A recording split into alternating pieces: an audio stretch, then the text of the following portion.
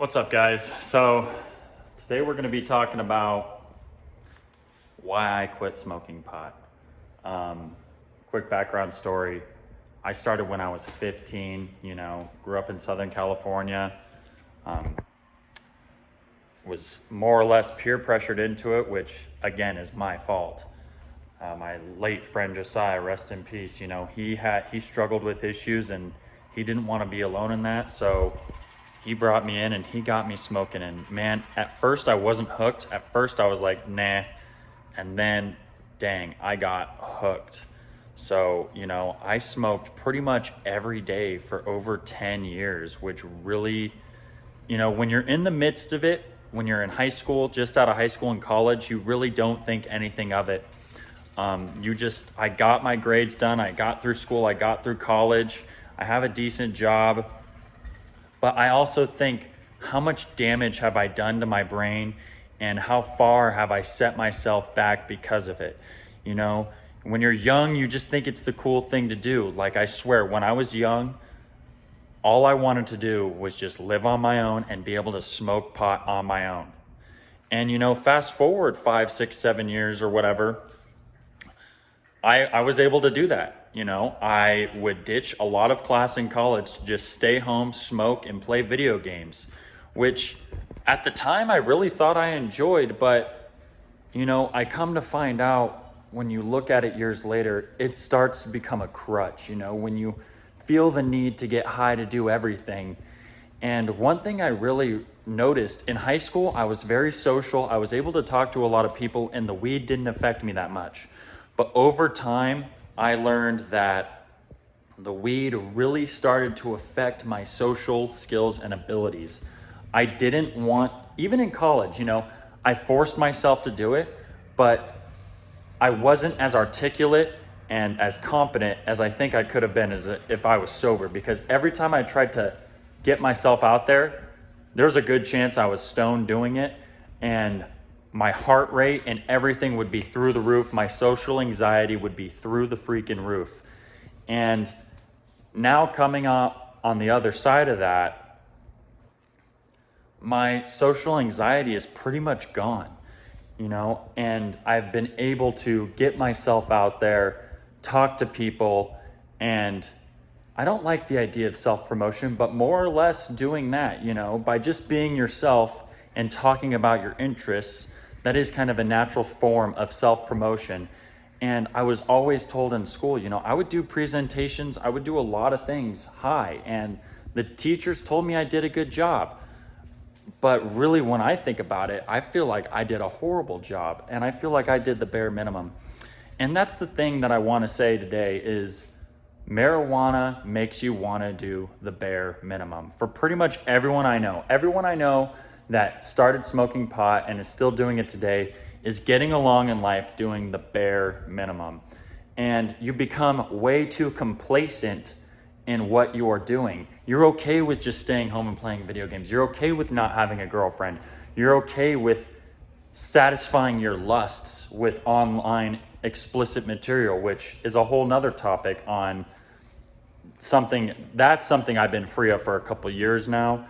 I got free of pornography addiction before I was free of marijuana addiction. But those two big things, I think about how far they held me back in life and how much further I could be now if I didn't touch those things. And I don't dwell on my mistakes in the past. There's no point. What's done is done. But what we can do now is we can focus on what we can do in the future. And I gotta say, in the past, I have quit before. In the year of 2020, I had quit smoking pot for like 9 or 10 months. I didn't smoke, with the exception of like one time, I believe. And, but the problem is I replaced that addiction with overindulgence in alcohol. So it really I wasn't accomplishing what I wanted. Now it's been over 3 months for me. I have to say I have relapsed within those 3 months. The temptation is still there. But when I cave into that temptation, I'm just miserable. I'm like, what the heck am I doing? Why am I smoking this? And when I'm in that state, I'm like just way caught up in my head, thinking everything is bad and not good, overthinking things, thinking I have to compare to other people, which is just ridiculous. You cannot compare yourself to other people. But you have to really think about, what do you want out of life? You know, I'm going through a spiritual journey myself that's been going on for years now, and at times I get very confused. But, you know, I am better off now that I am sober. Life sober is infinitely better than spending life high, because one, you get complacent. Two, you're just in a daze.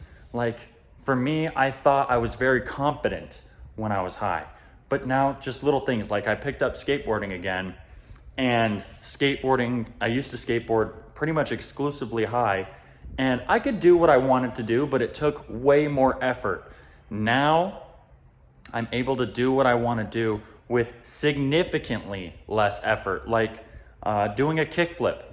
I cannot skate for several weeks, get back to the skate park, and pick up where I left off relatively easily, where if I was on marijuana still, that would take significantly more effort.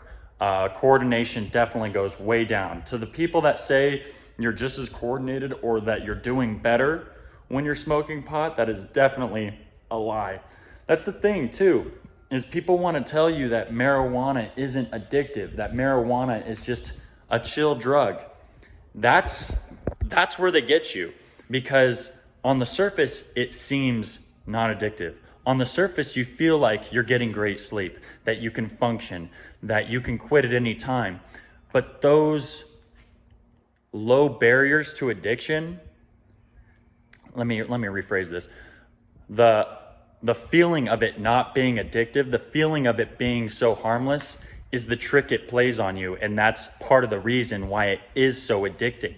So next time you pick up that, joint or smoke the bong, think about it.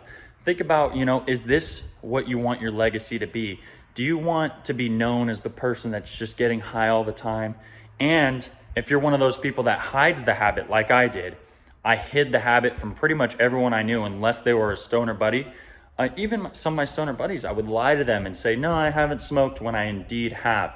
So it was something I carried shame and guilt for. And if it's something that you feel like you have to do behind closed doors, then you have to think, is this something I should be doing at all? And in my opinion, that's a no. You don't want to be living a life of secrecy. You want to be living a life of transparency, honesty, and integrity before God. And that's something, that I'm struggling with, that I want to have. That's, it's a path that if you don't see the objective truth in it, then there's going to be no reason to stop. So, for me, if I didn't think there was a God, or if I didn't think there was any objective morality, I'd still be doing it, because, why not? Why not do those things? For me, it became very nihilistic. So it is a spiritual thing for me, as well as, just a worldly beneficial thing. I think the best thing to do, I think we got to really rethink about what we're putting into our bodies, especially what we smoke, and what it's doing to us long term, and where it's going to get us long term. For me, I spent $120 roughly on marijuana per month. So, that's what, $1,300, $1,400 a year. I'm terrible at math, but well over $1,000 a year on marijuana. And for what? What did it get me? It got me nothing. If anything, I think it put me back in life. And that's something that, to the young kids out there that are in that culture. I was in the skateboarding culture, Southern California. Marijuana was introduced to me at a very young age. Like I said, I started smoking at 15, getting into drugs and alcohol at 15. And I think about where it put me, and, I had all my teachers and everyone tell me, hey, you have a lot of potential. They didn't know what I was up to. Some of them did. But they said, you're also at the same time very lazy, which is so true. I've always just been lazy, too complacent. And there's other chapters and periods in my life where I chased things, didn't get what I wanted, So then I just sat back and relaxed and just enjoyed what I had, which, you know, there's a difference between complacency and contentment, where complacency, you're just comfortable where you are and you're not looking to learn or get better. Content is, I believe that, and maybe I'm wrong technically, but in my mind, being content is being satisfied, being grateful for what you have, but at the same time, not getting complacent in where you are so that you lose everything. So I don't know. It's something that I'm very grateful. You know, since I quit, I now have a girlfriend. I have a better social life. I'm able to think more clearly. I'm happier. Just being outside when the weather is good is feeling so good. Whereas before, I would feel nice weather and I would think, dang, I need to get stoned. So, you know, the temptation's still there. You know what? I'd be lying. The temptation is still there, and I've caved to that temptation a few times, but every time I do, I seriously regret it. And that is not the kind of life, that's not the kind of man I want to be. I want to be a father, and I want to show my kids how to live life with integrity before the Lord.